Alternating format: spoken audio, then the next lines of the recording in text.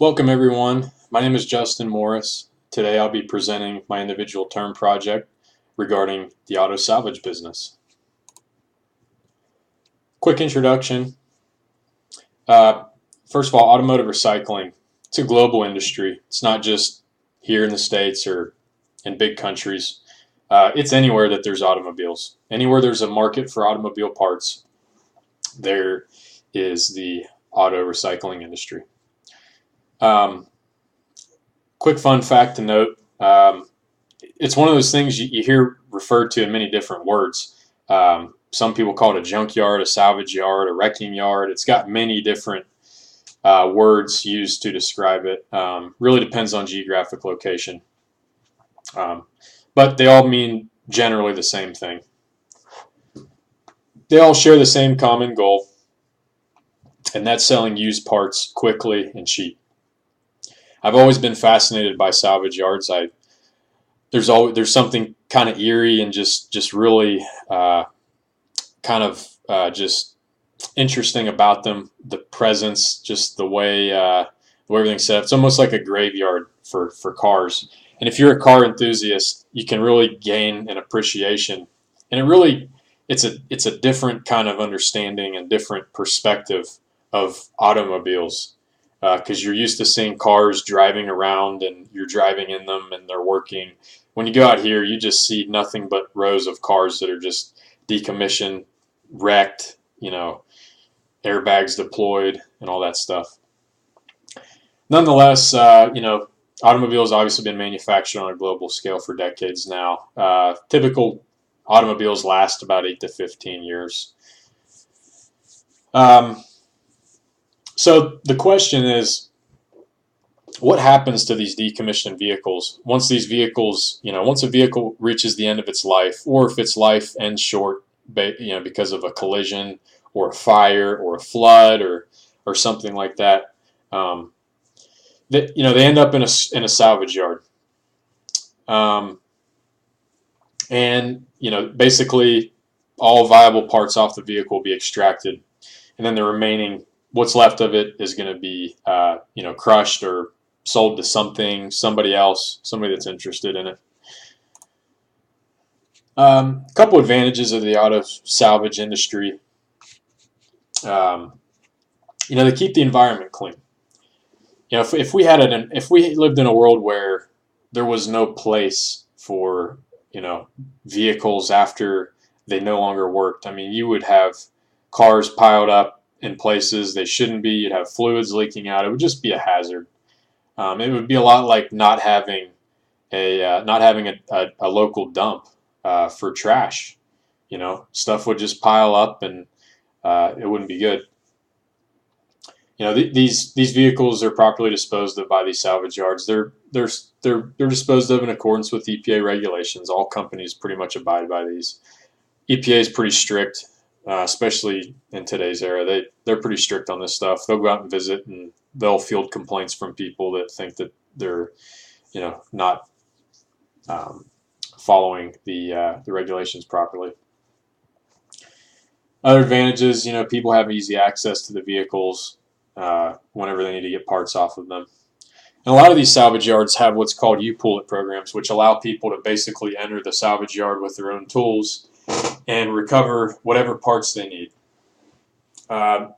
This method of business is desirable for a lot of people because it's kind of like you're almost independently shopping without any kind of pressure or any kind of crowd of people around you. You can kind of just leisurely go out and scan and look and remove stuff and take what you need. Services that are provided by salvage yards, really the services are there's many services. To start with, they offer a controlled, organized environment for the general public to retrieve whatever parts they need for their vehicle. They also will employ people to disassemble and extract the best parts from the vehicle that are desirable to that particular salvage yard. These salvage yards are constantly scanning the market for decommissioned vehicles that will have desirable parts for their specific demographic. Um, you know, for example, in the South, there's not much use for four-wheel drive.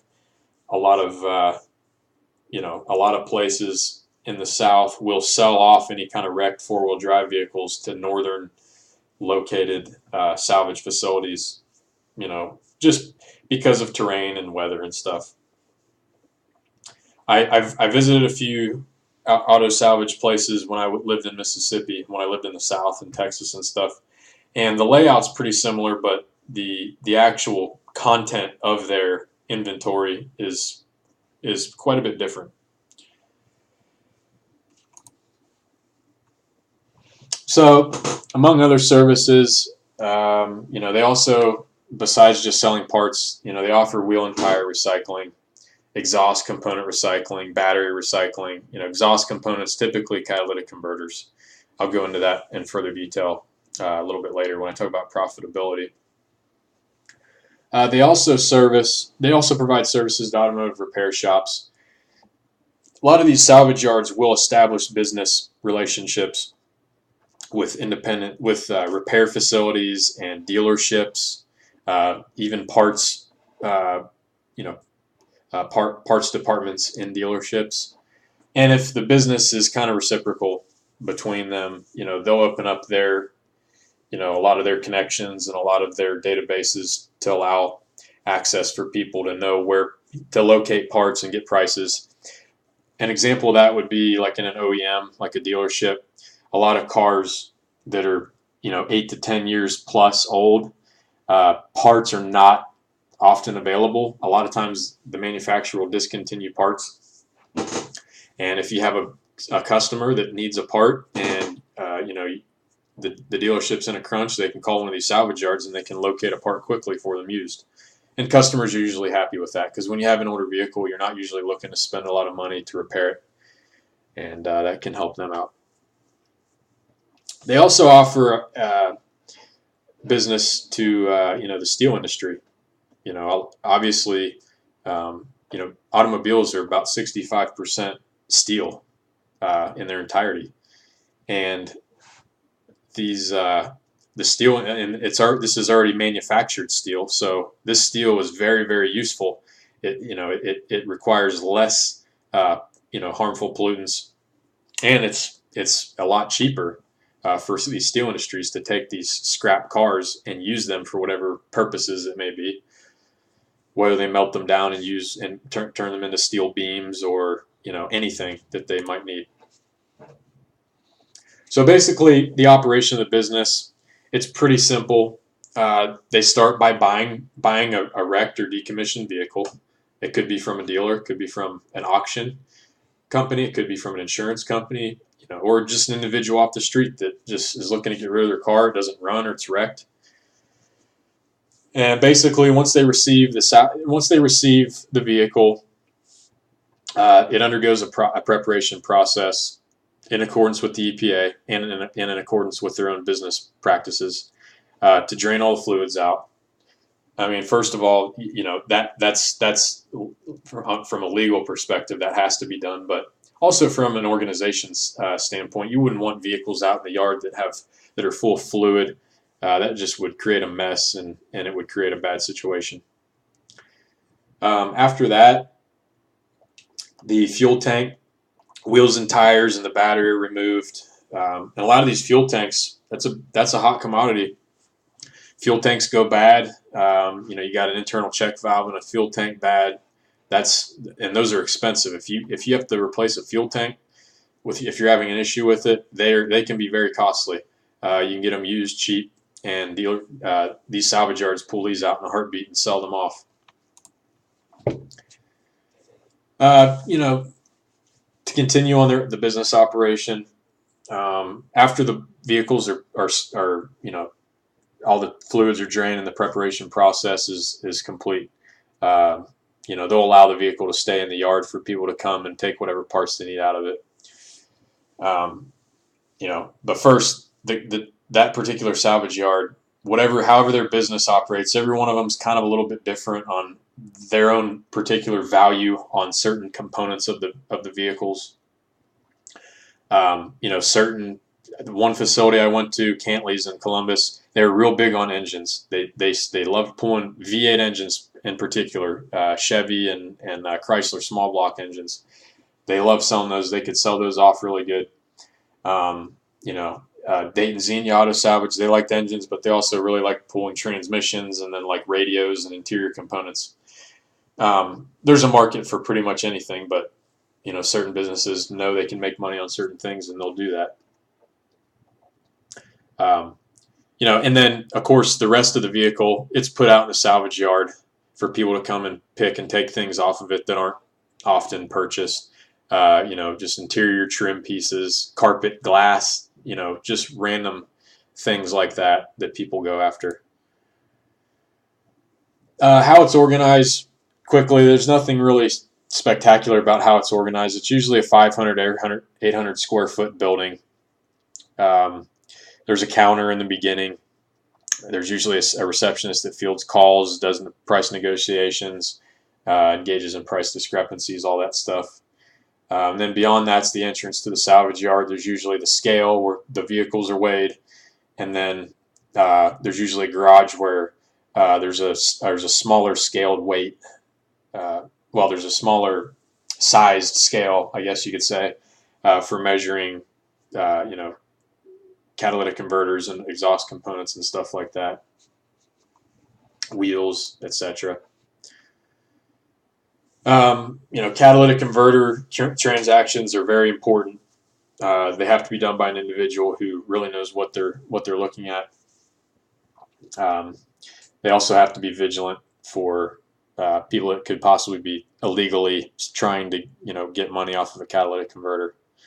And of course, all the employees are responsible for making sure everybody's practicing and conducting themselves in a safe manner in the salvage yard, because there's a lot of hazardous and dangerous, components in the salvage yard that could risk people's health. The way the yard's set up, basically the vehicles are kept in a particular order. It's a lot like a dealership. Cars are in order. And they're kept in order based on make and style. Vans, trucks, sedans, 4-door, 2-door, then Ford, Chevy, Dodge, Toyota, Honda, Jeep. They're all kept kind of within each other, just to make it easier. Perimeter's usually fenced off, and security cameras are throughout the entire, or not throughout the entire property. Usually just at the front, where the money's exchanged, typically. Profits a pretty. It fluctuates really based on the global market of steel. Currently the global market for steel is about 260 per metric ton. A metric ton is 2,204 pounds. Batteries go for like $15 to $25. Wheels $25 to $75. Radiators in good condition up to $50. They can resell tires. That's a huge market, especially right now with the high cost of tires. Used tires go for about $20 to $60 a piece, depending on condition. Accessory drive stuff, AC compressors, alternators, power steering pumps, and whatnot, $15 to $85. Engines go for quite a bit, $400 to $1,200 for Honda and Toyota. GM LS engines are a huge aftermarket market, $400 to $2,500, just depending on size, displacement, condition, and all that stuff. Transmissions, transfer cases, axles, transfer cases, they all sell within $500 to $1,000. Some go for $1,500 plus. And then of course, there's many other components in the vehicles that are resold. Parts of the body, hoods, tailgates, and then of course lights and airbags, radios, seats, all that stuff. Those are sold. And then, like I said earlier, catalytic converters are a hot commodity. They contain platinum and palladium, and the price of those just varies based on market price. But they can go for quite a bit. Some catalytic converters, can go for almost $200. As far as career opportunities, with this degree, not too many opportunities within the auto salvage facilities, especially the ones I attended. A lot of it's low skill, low wage. It's grunt work. It's hard. It's a lot of manual labor. And but if you go to the corporate side like LKQ or Cohen, they they have several tiers of management. You could probably find a job within one of those. But for me, honestly, if I were to pursue a job within the auto salvage business, it'd probably be to open my own shop, my own salvage business. It's highly profitable, and it would be pretty easy to do. You would just have to buy enough land and get a business loan and all that stuff. But that concludes the presentation. I hope it was informative. Thanks for listening.